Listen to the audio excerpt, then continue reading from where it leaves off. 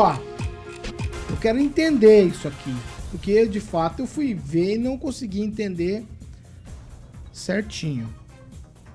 Ontem, em uma entrevista a uma rádio de Maceió, o presidente da Câmara dos Deputados, o Arthur Lira, do PP, partido do Rigon, ele defendeu os partidos que compõem o Centrão. E falou que a participação deles é importante em todas as votações do Congresso. O chamado Centrão é o grupo político composto por legendas sem orientação ideológica específica. Eles buscam sempre manter uma proximidade com o Poder Executivo para garantir vantagem política. Disso todo mundo já sabe. E aí eu vou lembrar você que o Lira ele tem se consolidado como um importante articulador lá na política na Câmara Federal. Certo? Ponto nisso aqui. Vamos para a próxima etapa. O Lira, nessa mesma entrevista, ele negou ser apoiador do ex-presidente Bolsonaro. Ele também ressaltou a importância do Centrão no cenário político. E a fala que chama bastante atenção é o seguinte. Ele disse que se o Brasil não tivesse o Centrão, que na visão dele é quem equilibra as coisas, o Brasil já teria se transformado na Argentina. Eu sempre botei muita crítica com relação ao Centrão. Agora, se essa fala do Lira for verdadeira, eu tô abraçando o Centrão. Então eu quero entender, e eu começo com Kim Rafael. Kim, o fiel da balança no Brasil é o Centrão, porque muita gente fala de fisiologismo, fala só de levar vantagem em tudo. Tudo isso que é ruim a gente põe na conta do Centrão. O que é que tem de bom no Centrão? O Lula já liberou mais de 16 bilhões de reais do Congresso até hoje. Então, assim, só funciona um Congresso através de emendas? Só funciona do descarrego de bilhões e bilhões e bilhões? Isso aqui não é a esquerda nem a direita que está buscando. É o Centrão fisiológico, o Centrão que decide as coisas. O Centrão que está aí, ó, Pacheco, presidente do Senado, né? O presidente, o próprio Lira, que é presidente da Câmara, que tá na linha sucessória aí, direta, né? Caso o presidente e o vice-presidente não estejam no Brasil. Então, assim, é o Centrão. A própria reeleição foi diante dos acordos, né? Diante também do Centrão. Então, assim, hoje só funciona na base do Centrão e bilhão.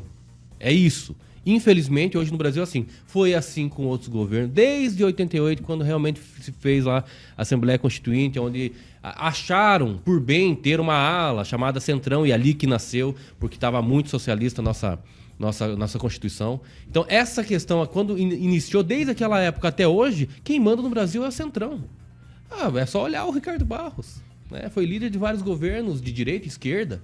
Então, ele não tem um posicionamento fixo. Falou assim, não, eu defendo esses princípios. Isso só, quando ele fala, é quando lhe convém. Quando cai os bilhões de emendas para o Congresso. Então, infelizmente, hoje, nós estamos diante disso. Nós podemos até ter melhor condições se o Centrão hoje não existisse e exigisse tantos bilhões para aprovar coisas do governo. Pode ser do Lula, não tem problema. Pode ser do Bolsonaro, mas quem realmente tem essa temperatura é o próprio Centrão. Aprova ou reprova. Então ele tá certo.